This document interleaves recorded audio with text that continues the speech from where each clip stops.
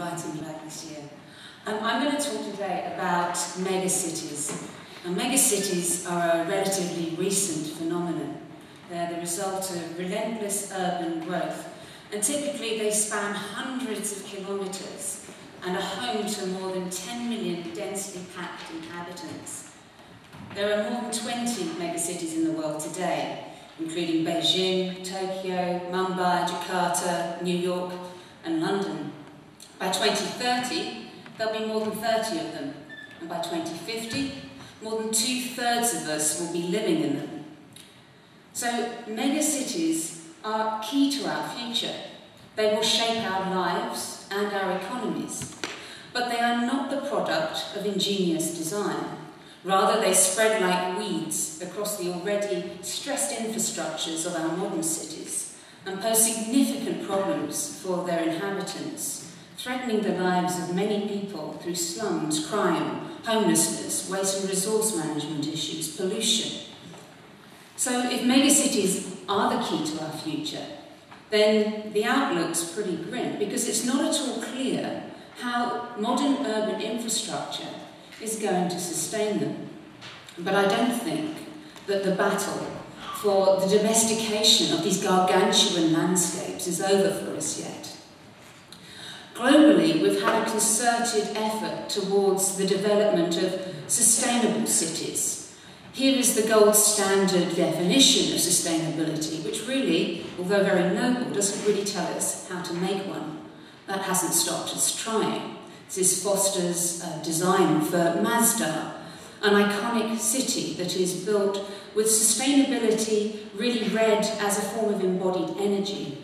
And this is where I want to start my provocation, which is the materiality of our cities.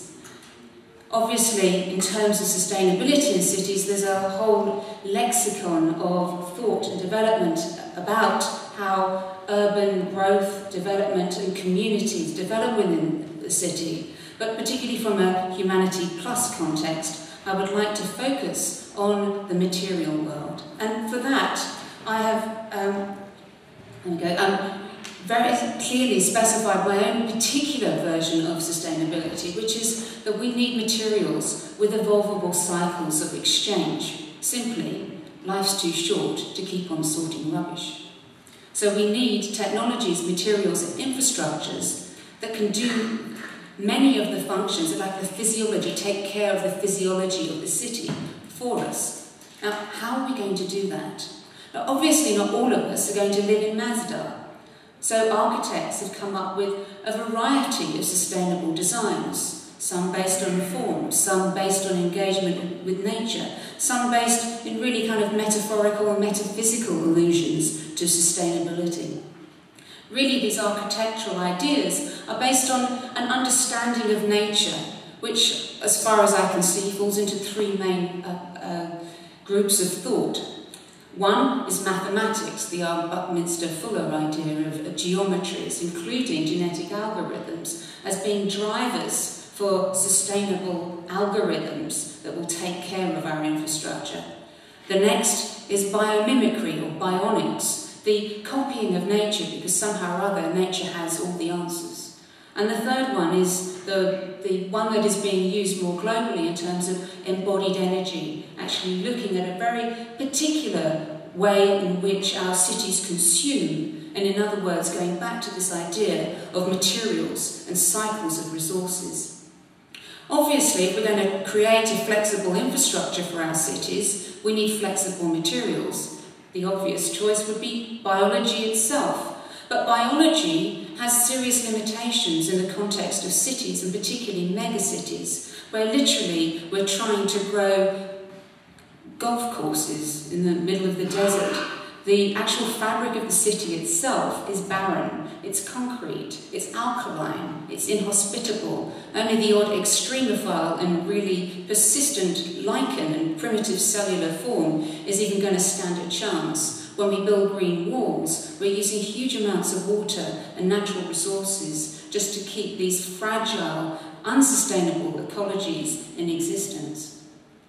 So architects throughout the ages have looked for materials that inhabit a realm that is between the traditional durable material and the biological. For example, Gaudi used a different way of thinking about building materials by creating organic forms using the chemistry of clay, which he suspended in hanging baskets, and the physics of gravity to create primordial shapes, which he then used to assemble his rather organic, iconographic buildings, such as typified in the Sagrada Familia here. And for me, this is the first kind of bottom-up way of looking at construction, which didn't slavishly follow the architectural blueprint. More recently, artist Roger Hjorns has actually used the growth imperative of crystals to create a violet blue interior of a derelict building in the east of London, using supersaturated boiling copper sulfate crystals, which were, the building was actually encased in reinforced steel and then filled up with a solution and drained after 2 weeks. Scientifically, it was argued that actually it would take 2 years for significant forms to emerge, but if you look, it's actually the light fittings and other traces of human activity that actually take on the largest crystals, which I think is rather beautiful. Well, we do have a material or materials that can bridge this gap between engineering and nature. And synthetic biology very recently is kind of the latest in the biotechnologies that have emerged since the middle of this last century. And synthetic biology very simply is the rational engineering of living systems. And typically you either add a function that didn't exist before, or you modify one and make it more efficient in some way. So potentially synthetic biology provides a range of engineerable, sustainable materials, and yet they exist in scientific laboratories shapeless. They are kind of a grey or green goo. And so I wrote an opinion piece with my colleague Neil Spiller for Nature at the end of last year, which argued really that part of the development of synthetic biology is actually the design of its infrastructures. In order for synthetic biology to truly mature as a technology, it needs a context, a social context. There are two kinds of synthetic biology, the way I see it. There's the top-down, you engineer an existing system, or there's the bottom-up, we're actually using chemistry to create lifelike systems. For example, algae has provided a lot of inspiration, particularly recently with the work of J. Craig Venter, with the engineering of algae to produce biofuels. And it's really created a polemic for architects to think about sustainability within these endless cities. And as you can see, most of the attention is given to form rather than kind of a detailed examination of infrastructure. So the way that synthetic biology within science is imagined retains an industrial model. And as far as I can see, in order for sustainable cities with evolvable infrastructures to actually to be implemented, requires a systems design throughout the city to generate sustainable synthetic ecologies.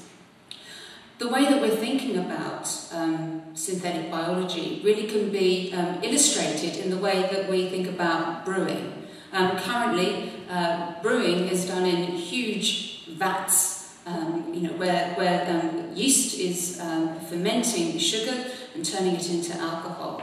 And as you can see, these are not very social places, although the product, of course, is very social.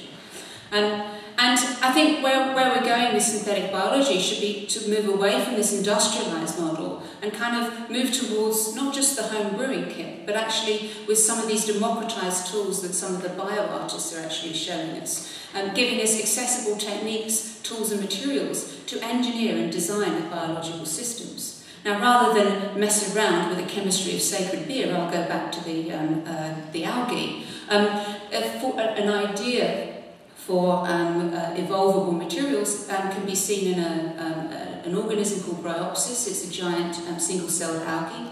And I call it the Terminator organism because you can mechanically destroy it and it will totally regenerate itself after a month.